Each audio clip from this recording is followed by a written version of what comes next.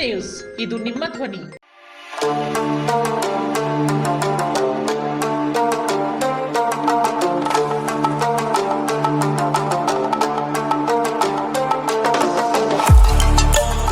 ಕೇಂದ್ರ ಮತ್ತು ರಾಜ್ಯ ಸರ್ಕಾರದಿಂದ ಮಾನ್ಯತೆ ಪಡೆದ ಸಂಸ್ಥೆ sunrise group of institute Sindhanur. ನಿಮ್ಮ ಮಕ್ಕಳ ಉಜ್ವಲ ಭವಿಷ್ಯಕ್ಕಾಗಿ Sunrise college of pharmacy, school of nursing ಮತ್ತು ಪ್ಯಾರಾಮೆಡಿಕಲ್ ಕಾಲೇಜ್ ಸಿಂಧನೂರು ಈ ಸಂಸ್ಥೆಗೆ ಭೇಟಿ ನೀಡಿ. ಈ ಸಂಸ್ಥೆಯಲ್ಲಿರುವ ಕೋರ್ಸ್ಗಳು ಬಿ ಫಾರ್ಮಸಿ ವಿದ್ ಅರ್ಹತೆ PUC ಮತ್ತು ಸೈನ್ಸ್ ಪಾಸ್ ಅವಧಿ 2 ವರ್ಷ, ನರ್ಸಿಂಗ್ GNM PUC ಕಲಾ ವಿಜ್ಞಾನ ವಾಣಿಜ್ಯ ಪಾಸ್ ಅವಧಿ 3 ವರ್ಷ, ಪ್ಯಾರಾಮೆಡಿಕಲ್ DMLT ಮತ್ತು DHI ವಿದ್ಯಾರ್ಹತೆ SSLC ಅಥವಾ PUC ವಿಜ್ಞಾನ ಅವಧಿ 3 ವರ್ಷ. ಸಂಸ್ಥೆಯ ವಿಶೇಷತೆಗಳು: ಅನುಭವಿ ಉಪನ್ಯಾಸಕರಿಂದ ಬೋಧನೆ, ಪ್ರತಿ ಶನಿವಾರ ತಜ್ಞ ವೈದ್ಯರಿಂದ ವಿಶೇಷ ಉಪನ್ಯಾಸ, ಸುಸಜ್ಜಿತ ಕಟ್ಟಡ, ಸ್ಮಾರ್ಟ್ ಕ್ಲಾಸಸ್, CC ಕ್ಯಾಮೆರಾ ಅಳವಡಿಕೆ, ವಿದ್ಯಾರ್ಥಿಗಳಿಗಾಗಿ ಕಲಿಕಾ ಅನುಭವಕ್ಕಾಗಿ ಸಿಂಧನೂರು ಹಾಗೂ ವಿವಿಧ ನಗರದ ವೈದ್ಯರಿಂದ ಉಚಿತ ಆರೋಗ್ಯ ತಪಾಸಣಾ ಶಿಬಿರದ ಮೂಲಕ ವಿದ್ಯಾರ್ಥಿಗಳಿಗೆ ವಿಶೇಷ ಕಲಿಕಾ ಅನುಭವ.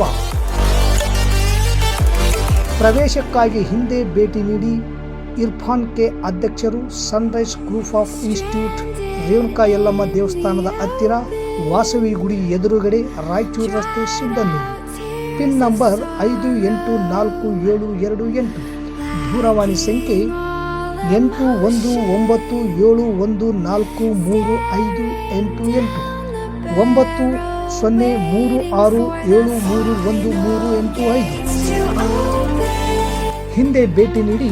ನಿಮ್ಮ ಮಕ್ಕಳ ಉಜ್ವಲ ಭವಿಷ್ಯಕ್ಕಾಗಿ ಕೇಂದ್ರ ಮತ್ತು ರಾಜ್ಯ ಸರ್ಕಾರದಿಂದ ಮಾನ್ಯತೆ ಪಡೆದ ಸಂಸ್ಥೆ sunrise group of institute Sindhanur.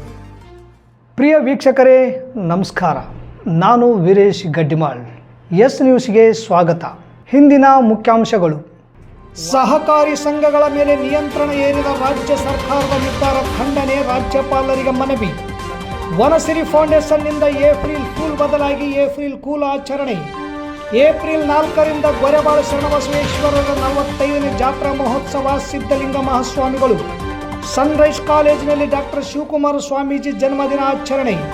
Siddaganga ಶ್ರೀಗಳ ಕಾಯಕದಂತೆ ಕಾರುಣ್ಯಾಶ್ರಮದ ಸೇವೆ. ಡಾಕ್ಟರ್ ಚನ್ನಬಸವ ಸ್ವಾಮಿ ಹಿರೇಮಠ್. ವಾರ್ತೆಗಳ ವಿವರ.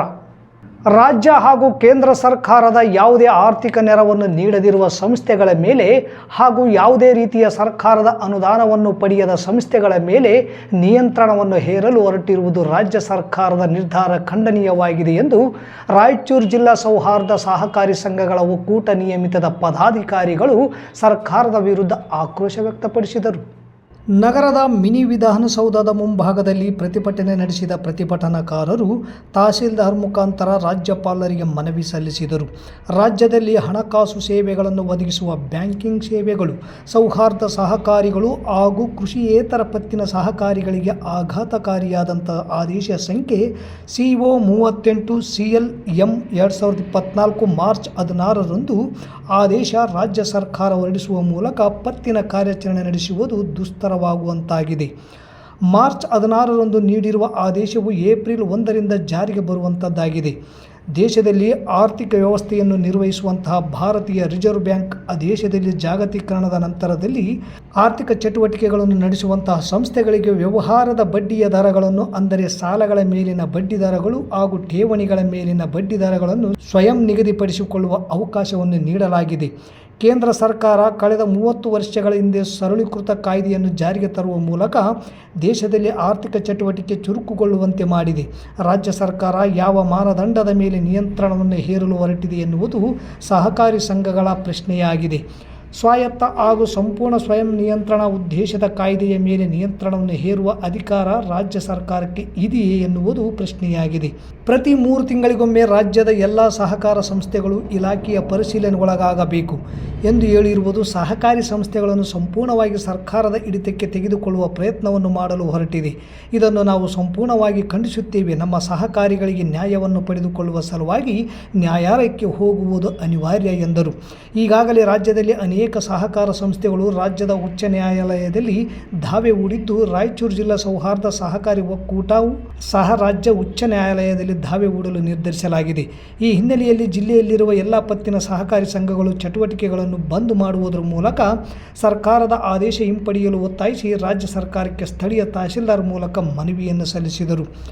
ಈ ಸಂದರ್ಭದಲ್ಲಿ ತಾಲೂಕು ಒಕ್ಕೂಟದ ಅಧ್ಯಕ್ಷ ಲೋಕನಾಥ್ ಗೌಡ, ಜಿಲ್ಲಾ ಒಕ್ಕೂಟದ ಪ್ರಭಾರಿ ಮುಖ್ಯ ಕಾರ್ಯನಿರ್ವಾಹಕ ಬಿ ಹುಸೇನ್ ಸಾಬ್, ನಿರ್ದೇಶಕ ಕೆ ಭೀಮಣ್ಣ, ವಕೀಲರು, RDCC ಬ್ಯಾಂಕ್ ನಿರ್ದೇಶಕ ಸೋಮನಗೌಡ ಬಾದರ್ಲಿ, DH ಕಂಬಳಿ, ವಿರೂಪಾಕ್ಷಗೌಡ ಸೇರಿದಂತೆ ಸೌಹಾರ್ದ ಸಹಕಾರಿ ಸಂಘಗಳ ಅಧ್ಯಕ್ಷರು, ಉಪಾಧ್ಯಕ್ಷರು, ಆಡಳಿತ ಮಂಡಳಿ ಸದಸ್ಯರು, ಸಿಬ್ಬಂದಿ ವರ್ಗದವರು ಇದ್ದರು.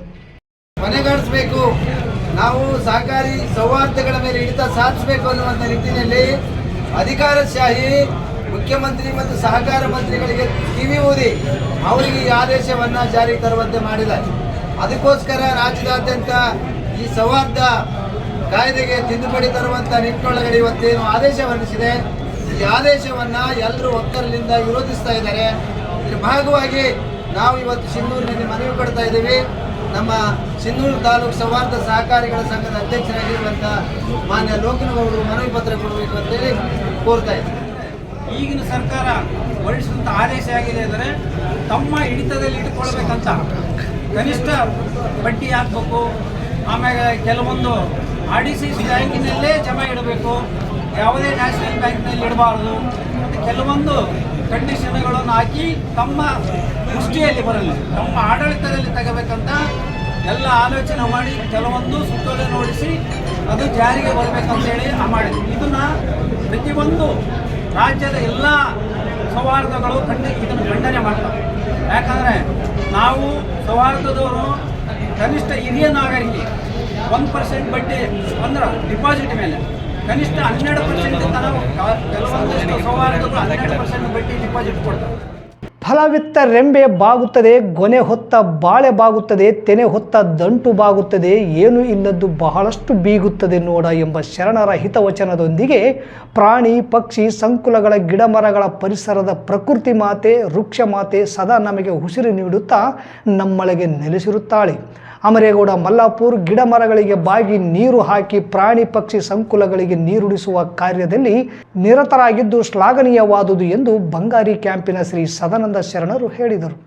ಸಿಂಧನೂರು ನಗರದ PWD ಕ್ಯಾಂಪಿನಲ್ಲಿರುವ ಮರುಜೀವ ಪಡೆದ ಅಮರಶ್ರೀ ಆಲದ ಮರದ ಹತ್ತಿರ ಸೋಮವಾರದಂದು ಅನ್ನ ಅಕ್ಷರ ಆಶ್ರಯ ನೀಡಿದ ತ್ರಿವಿಧ ದಾಸೋಹಿ ನಡೆದಾಡುವ ದೇವರು ಶತಾಯುಷಿ ಸಿದ್ಧಗಂಗಾ ಮಠದ ಆರಾಧ್ಯ ದೈವ ಪರಮ ಪೂಜ್ಯರಾದ ಡಾಕ್ಟರ್ ಶ್ರೀ ಶ್ರೀ ಶಿವಕುಮಾರ ಸ್ವಾಮೀಜಿಯವರ 117ನೇ ಜನ್ಮದಿನದ ಪ್ರಯುಕ್ತ ವನಸಿರಿ ಫೌಂಡೇಶನ್ನಿಂದ ಏಪ್ರಿಲ್ ಫೂಲ್ ಬದಲಾಗಿ ಏಪ್ರಿಲ್ ಕೂಲ್ ಆಚರಣೆಯಲ್ಲಿ ಅವರ ಭಾವಚಿತ್ರಕ್ಕೆ ಪೂಜೆ ಸಲ್ಲಿಸಿ ಮಾತನಾಡಿದ ಅವರು, ಪ್ರತಿಯೊಬ್ಬರೂ ಅವರಂತೆ ನಾವು ನೀವೆಲ್ಲರೂ ಪರಿಸರ ಕಾಳಜಿಯಲ್ಲಿ ಮತ್ತು ಪ್ರಾಣಿ ಪಕ್ಷಿ ಸಂಕುಲಗಳನ್ನು ರಕ್ಷಿಸುವ ಕಾರ್ಯದಲ್ಲಿ ನಿರತರಾಗಬೇಕಿದೆ. ರಾಯಚೂರು ಜಿಲ್ಲೆಯಾದ್ಯಂತ ಬಿಸಿಲಿನ ತಾಪಮಾನ 41 ಡಿಗ್ರಿ ಸೆಲ್ಸಿಯಸ್ಗಿಂತಲೂ ಹೆಚ್ಚಾಗುತ್ತಿದೆ. ಇದಕ್ಕೆಲ್ಲ ಕಾರಣ ಗಿಡ ಮರಗಳ ಸಂಖ್ಯೆ ಕಡಿಮೆ ಇರುವುದರಿಂದ. ನಮಗೋಸ್ಕರ ಮತ್ತು ನಮ್ಮ ಕುಟುಂಬಗೋಸ್ಕರ ಬದುಕುವವರು ತುಂಬ ಜನ ಇದ್ದಾರೆ. ಆದರೆ ತನಗೋಸ್ಕರ ಬದುಕದೆ ಪರಿಸರದ ಕಾಳಜಿ ಜೊತೆಗೆ ಪ್ರಾಣಿ ಪಕ್ಷಿಗಳ ಸಂಕುಲ ಉಳಿಸಲು ಗಿಡ ಮರಗಳ ಬೆಳೆಸಲು ಸದಾ ಕಾಯಕದಲ್ಲಿ ತೊಡಗಿರುವ ತಾಲೂಕಿನ ಏಕೈಕ ವ್ಯಕ್ತಿ ಎಂದರೆ ಅಮರೇಗೌಡ ಮಲ್ಲಾಪುರ್ ಎಂದು ಆಶೀರ್ವಚನ ನೀಡಿದರು. ಈ ಸಂದರ್ಭದಲ್ಲಿ ವನಸಿರಿ ಫೌಂಡೇಶನ್ ರಾಜ್ಯಾಧ್ಯಕ್ಷ ಹಾಗೂ ಕರ್ನಾಟಕ ರಾಜ್ಯ ಪರಿಸರ ಪ್ರಶಸ್ತಿ ಪುರಸ್ಕೃತರಾದ ಅಮರೇಗೌಡ ಮಲ್ಲಾಪುರ್, ಅಮರಯ್ಯ ಪತ್ರಿಮಠ್, ವಿರೂಪಾಕ್ಷಯ್ಯ ಸ್ವಾಮಿ, NB ಗೌಡ ನಾಡಂಗ್, ವೀರೇಶಗೌಡ ಸಾನ್ಬಾಳ್, ಭಾರತಿ ತಿವಾರಿ, ಮುದಿಯಪ್ಪ ಹೊಸಳ್ಳಿ ಕ್ಯಾಂಪ್, ರಾಜು ಬಳಗನೂರ್, ಲಿಂಗಾಧರ್, ಪ್ರಕಾಶ್ ಮಸ್ಕಿ, ಅಧಿಕಾರಿಗಳಾದ ಶಿವಕುಮಾರ್ PWD ಇಲಾಖೆ, ಶಿವಪ್ಪ ಮೀನುಗಾರಿಕೆ ಇಲಾಖೆ, ಜೀವಸ್ಪಂದನ ಚಾರಿಟಬಲ್ ಟ್ರಸ್ಟ್ನ ಕಾರ್ಯದರ್ಶಿ ಅವಿನಾಶ್ ದೇಶಪಾಂಡೆ, ಡಾಕ್ಟರ್ ನವೀನ್ ಕುಮಾರ್ ದಂತವೈದ್ಯರು, ಕಾರುಣ್ಯಾಶ್ರಮದ ಡಾಕ್ಟರ್ ಚನ್ನಬಸವಸ್ವಾಮಿ ಹಿರೇಮಠ್, ಸನ್ರೈಸ್ ಕಾಲೇಜಿನ ವಿದ್ಯಾರ್ಥಿಗಳು ಮತ್ತು principal Lazar Cyril, Shankaragouda, Adaragouda Elekudligi ಸೇರಿದಂತೆ ಪರಿಸರ ಪ್ರೇಮಿಗಳು ಇದ್ದರು. ಪ್ರಾಬ್ಲಮ್ ಆಗುವಂತ ಪರಿಸ್ಥಿತಿ ಕೊರೋನಾ ಬಂದಂತ ಸಂದರ್ಭದಲ್ಲಿ ಒಂದು ಉಸಿರಿನ ಬೆಲೆ ಏನು ಅಂತೇಳಿ ಇವತ್ತಿನ ದಿವಸ ನಾವೆಲ್ಲ ತಿಳ್ಕೊಂಡಿದ್ವಿ. ಆದ್ದರಿಂದ ಪ್ರತಿಯೊಬ್ಬರು ಮರ ಗಿಡಗಳನ್ನು ಬೆಳೆಸುವುದರ ಜೊತೆಗೆ ಉಸಿರುಗೊಳ್ತಕ್ಕಂಥ ಕೆಲಸವನ್ನು ಸಹಿತ ನಾವು ಮಾಡುವುದರ ಜೊತೆಗೆ ಹೆಸರುಗೊಳ್ತಕ್ಕಂಥ ಒಂದು ಕೆಲಸಗಳು ಸಹಿತ ನಾವು ಮಾಡಬೇಕು ಅಂತ ಹೇಳಿ ಇವತ್ತಿನ ದಿವಸ ತಿಳಿಸಿ, ಇವತ್ತಿನ ದಿವಸ ಶಿವಕುಮಾರ ಸ್ವಾಮೀಜಿಯವರ ಒಂದು ದಾಸೋಹ ದಿನ. ಅವ್ರು ಏನ್ ಮಾಡಿದ್ರಪ್ಪ ಅಂತಂದ್ರೆ ಪ್ರತಿಯೊಂದು ಹಳ್ಳಿಗಳಿಗೆ ಮಕ್ಕಳನ್ನು ಸಾಕುವ ಸಲುವಾಗಿ ಪ್ರತಿಯೊಂದು ಹಳ್ಳಿಗಳು ಜೋಳಿಗಳನ್ನು ಭಿಕ್ಷಾಟನೆ ಮಾಡಿ ಮಕ್ಕಳಿಗೆ ಊಟ ಹಾಕಿ ಇವತ್ತಿನ ದಿವಸ ಅವ್ರ ಮಕ್ಕಳು ಬೆಳೆಸಿರ ಆ ಮಟ್ಟದಲ್ಲಿ. ಯಾವುದೇ ಒಂದು ಜಾತಿ ಧರ್ಮಗಳನ್ನು ಹಿಡಿದುಕೊಳ್ಳಾರೆ ಪ್ರತಿಯೊಬ್ಬ ಜಾತಿನೂ ಸಹಿತ ಅವರನ್ನು ಸಮಾನಾಗಿ ಗೌರವಿಸಿ ಇವತ್ತು ಅವ್ರ ಮಠದಲ್ಲಿ ಸೇರಿಸಿಕೊಂಡು ವಿದ್ಯಾರ್ಥಿಗಳ ಜೊತೆಗೆ ದಾಸೋಹ ಸಹಿತ ಕೊಡ್ತಿದ್ದಾರೆ ಉಚಿತವಾಗಿ. ಅಂತ ಒಂದು ಸ್ವಾಮೀಜಿಯವರ ಒಂದು ಹುಟ್ಟಿದಪ್ಪ ಇವತ್ತಿನ ದಿವಸ ಅಮರೇಗೌಡರು ಮಲ್ಲಾಪುರ ಅವರು ಮಾಡ್ತಿದ್ದಾರೆ. ಯಾಕಂದ್ರೆ ಎಲ್ಲ ಪರಿಸರ ಪ್ರೇಮಿಗಳು ಸೇರಿಕೊಂಡು ಮಾಡ್ತಿದ್ರಲ್ಲ, ಇದು ನಿಜವಾದ ಒಂದು ಶಿವಕುಮಾರ ಸ್ವಾಮೀಜಿ ಅವರಿಗೆ ಸಲ್ಲಿಸ್ತಕ್ಕಂಥ ಗೌರವ ಅಂತ ಹೇಳಿ ಇವತ್ತಿನ ದಿವಸ ಮತ್ತೊಮ್ಮೆ ನಿಮಗೆ ತಿಳಿಯಪಡಿಸುತ್ತೆ. ಗೊರೆಬಾಳ ಗ್ರಾಮದ ಮಹಾದಾಸೋಹಿ ಶ್ರೀ ಶರಣಬಸವೇಶ್ವರರ 45ನೇ ಜಾತ್ರಾ ಮಹೋತ್ಸವ ನೂತನ ಮಹಾರಥ ಲೋಕಾರ್ಪಣೆ ಹಾಗೂ ಬಸವ ಪುರಾಣ ಮಹಾಮಂಗಲೋತ್ಸವ ಜರುಗಲಿವೆ ಎಂದು ನಿರಂಜನ ಪ್ರಣವ ಸ್ವರೂಪಿಗಳಾದ ಶಿವಾನಂದ ಮಹಾಸ್ವಾಮಿಗಳು ಶ್ರೀ ಸಿದ್ದೇಶ್ವರ ಮಠ ಅಂದಿಗುಂದ ಹಾಡಿ ತಿಳಿಸಿದರು. ತಾಲೂಕಿನ ಗೊರೆಬಾಳ ಗ್ರಾಮದಲ್ಲಿರುವ ಶ್ರೀ ಶರಣಬಸವೇಶ್ವರ ದೇವಸ್ಥಾನದಲ್ಲಿಂದು ಹಮ್ಮಿಕೊಂಡಿದ್ದ ಪತ್ರಿಕಾಗೋಷ್ಠಿಯನ್ನು ಉದ್ದೇಶಿಸಿ ಮಾತನಾಡಿದ ಅವರು, ಏಪ್ರಿಲ್ 1ರಂದು ಸಂಜೆ 4:30ಕ್ಕೆ ತವರಿನ ತೇರು ಮನೆಗೆ ಮಗಳಿಗೆ ಹುಡಿ ತುಂಬುವ ಕಾರ್ಯಕ್ರಮ ನಡೆಯಲಿದೆ ಎಂದರು. ಏಪ್ರಿಲ್ 2ರಂದು ಸಂಜೆ 6 ಗಂಟೆಗೆ ಕೃಷಿಗೋಷ್ಠಿ ನಡೆಯಲಿದೆ. ದಿನಾಂಕ 3ರಂದು ಒಳಬಳ್ಳಾರಿ ಚನ್ನಬಸವ ಶಿವಯೋಗಿಗಳ ಲಘು ರಥೋತ್ಸವ ಮಹಿಳೆಯರಿಂದ ಜರುಗಲಿದೆ. ಏಪ್ರಿಲ್ 4ರಂದು ಸಂಜೆ 5 ಗಂಟೆಗೆ ಶರಣಬಸವೇಶ್ವರ ನೂತನ ಮಹಾರಥೋತ್ಸವ ಲೋಕಾರ್ಪಣೆಗೊಳಿಸಲಾಗುವುದು ಎಂದರು.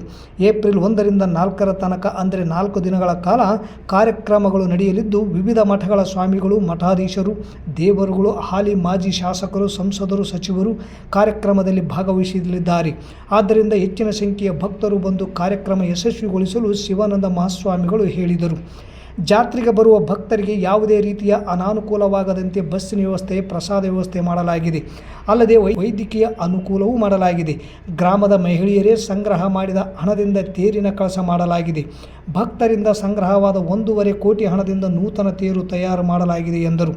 ಶ್ರೀ ಮನ್ನಿರಂಜನ ಪ್ರಣವ ಸ್ವರೂಪಿ ಸಿದ್ಧಲಿಂಗ ಮಹಾಸ್ವಾಮಿಗಳು ಸುವರ್ಣಗಿರಿ ವಿರಕ್ತ ಮಠ ಒಳಬಳ್ಳಾರಿ, ಶ್ರೀಮನ್ ನಿರಂಜನ ಪ್ರಣವ ಸ್ವರೂಪಿ ಗುರುಗಳಾದ ಗುರುಬಸವ ಮಹಾಸ್ವಾಮಿಗಳು ಘನಮಠೇಶ್ವರ ಮಠ ಸಂತೆಕಲ್ಲೂರು, ಬಸವಲಿಂಗ ಮಹಾಸ್ವಾಮಿಗಳು ಸುವರ್ಣಗಿರಿ ವಿರಕ್ತ ಮಠ ಒಳಬಳ್ಳಾರಿ, ಪೂಜ್ಯ ಶ್ರೀ ಶಿವಾನಂದ ದೇವರು ಕಮರಿ ಮಠ ಹಳಿಂಗಳಿ, ಸಂಗಮೇಶ ದೇವರು ಅರಸಂಗಿ ಪತ್ರಿಕಾಗೋಷ್ಠಿಯಲ್ಲಿ ಉಪಸ್ಥಿತರಿದ್ದರು. ಈ ದೇವಸ್ಥಾನ ಕಟ್ಟಿಸಬೇಕಾದ್ರು ಜಾಗ ವಿಚಾರ ಮಾಡಿದ್ರು, ಅಲ್ಲಿ ಬೇರೆ ಕಡೆ ಒಂದು ವಿಚಾರ ಮಾಡಿದ್ರು. ಭಕ್ತರು ಶಾಸನ ಅದಕ್ಕೆ ಒಪ್ಪಲಿಲ್ಲ.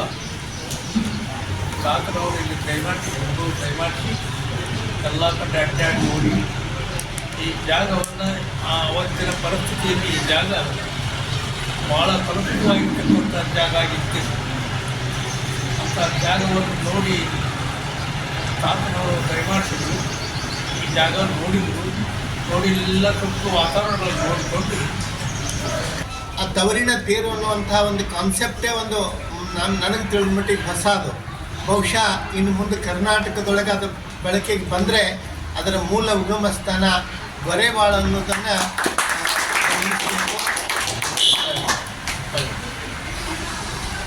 ಭಾಳ ಮುಖ್ಯವಾಗಿರ್ತಕ್ಕಂಥದ್ದು. ಆ ಹಿನ್ನೆಲೆಯೊಳಗೆ ಬಸವಾದಿ ಶರಣರು ಹೆಣ್ಣು ಮಕ್ಕಳಿಗೆ ಸ್ಥಾನಮಾನವನ್ನು ಕೊಟ್ಟು ಮಹಿಳೆಯರನ್ನು ಸಮಾನ ಸ್ಥಾನಮಾನದಲ್ಲಿ ನೋಡಿರ್ತಕ್ಕಂಥ ಪರಿಕಲ್ಪನೆ ಬಹುಶಃ ಅದು ಕಾರ್ಯರೂಪಕ್ಕೆ ಬರ್ತಿದ್ರೆ ಮಹಿಳೆಯರೇ ರಥವನ್ನು ಎಳೀತಕ್ಕಂಥ ಒಂದು ಪರಿಕಲ್ಪನೆಯೂ ಸಹಿತ ಭಾಳ ವಿಶಿಷ್ಟವಾಗಿರ್ತಕ್ಕಂಥದ್ದು. ಈ ಘಟನೆಯನ್ನು ವಿಶೇಷವಾಗಿ ತಾವು ಒತ್ತು ಕೊಡಬೇಕು.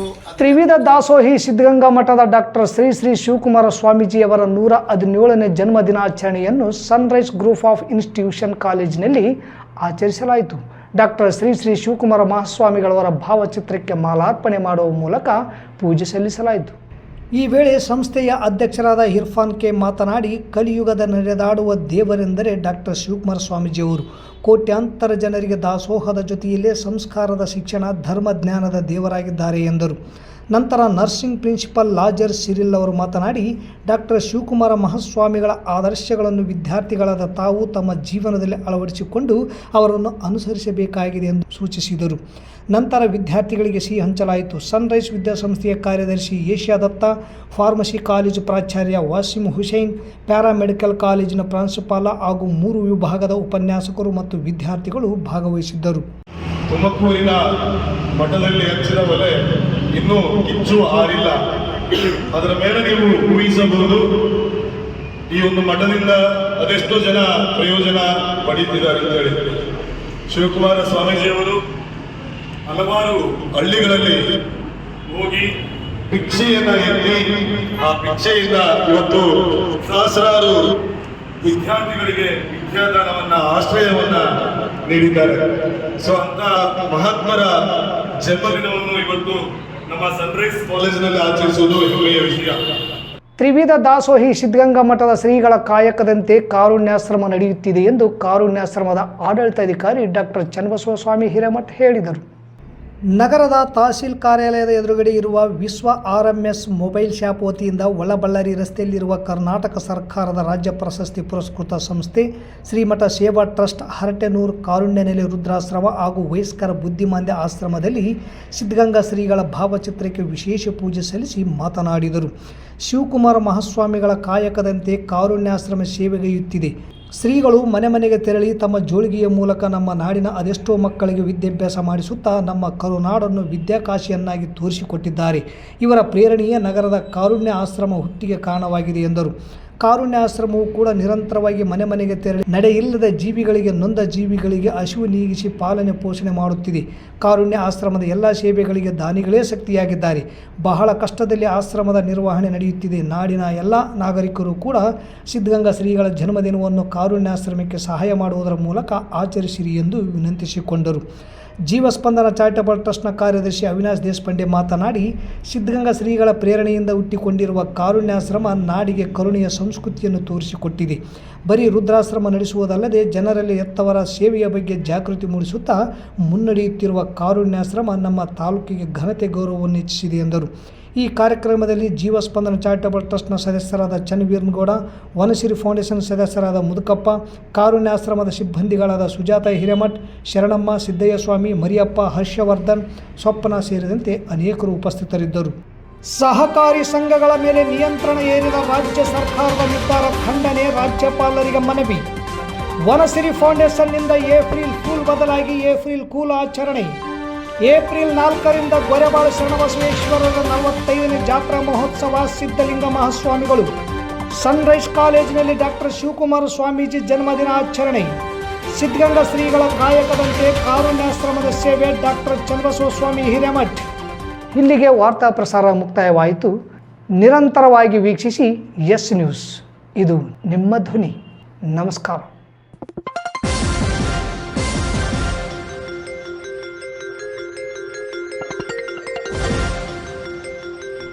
ಎಸ್ ನ್ಯೂಸ್, ಇದು ನಿಮ್ಮ ಧ್ವನಿ.